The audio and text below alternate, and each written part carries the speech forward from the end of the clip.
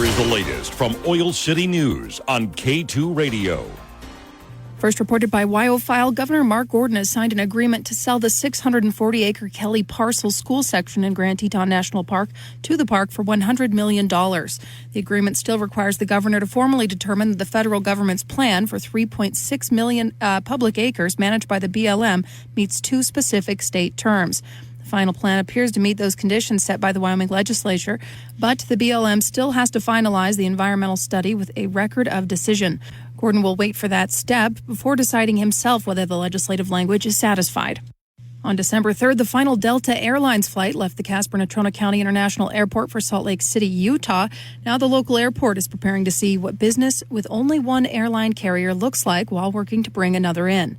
Airport Director Glenn Januska said that he could see one of two outcomes. Either airport customers who previously used the Salt Lake City connection will switch to flying with United, which is the remaining carrier in Natrona County, or they will look to fly out of other regional airports like Denver.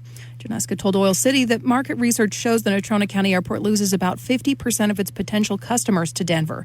Right now, having only been 1 week, it's too soon to say. Januska says they might have a clearer image of the impacts in about a month. In the wake of Delta's departure, following the non-renewal of Natrona County's minimum revenue guarantee, airport staff have been working to bring a new airline to the local airport as well. Januska said he's unable to share specific details, but noted that there have been discussions with airlines that he called promising.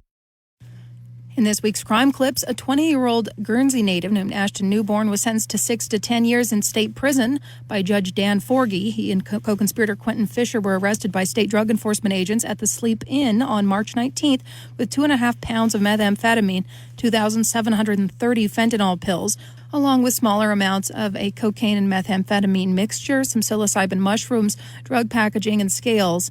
They also found 3 semi-automatic rifles in a closet and $4,562 cash and a handgun on Fisher, who was sentenced to 10 years in federal prison in October. Casper police say a 19-year-old Casper man fled from Buckle at the Black Boar Marketplace with an armload of merchandise while security was busy trying to stop his accomplice on November 11th. Michael Odom is identifiable from the surveillance footage leaving with the merchandise. His accomplice is identified as Anthony Santestevan. Both were able to escape and were not located on the scene, but Santestevan reportedly dropped the merchandise he was carrying. It was valued at $1,300. Odom is presumed innocent unless proven or pleading guilty. Natrona County High School students poured their creativity into ornaments to capture the spirit of Wyoming for the 2024 National Tree Lighting Ceremony in Washington, D.C.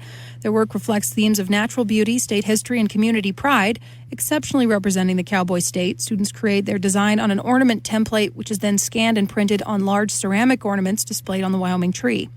For this year's national ceremony, Natrona County High School junior Phoebe Zeller's incredible artwork was chosen to represent Wyoming. Principal Wilson commented that they are so proud of their student artists and the art department. Their passion and hard work have not only brought this incredible opportunity to NCHS, but has also highlighted the beauty of Wyoming on a national stage. If you'd like to see that winning ornament, we do have a link. You can find it at k2radio.com in the article. You can also find us on Facebook. And just a final public service announcement, folks. Santa Claus will be at the M from 10 a.m. until noon on Saturday. They will be taking pictures, and there's going to be cookies and crafts. Santa will also be collecting letters, which is a pretty surefire way to make sure he gets it. Instead of trying to mail that to the North Pole, you can just hand it to the man directly. Lots of fun stuff happening this Christmas season. We will keep you posted. Reporting in Casper, this is Colby Fedor.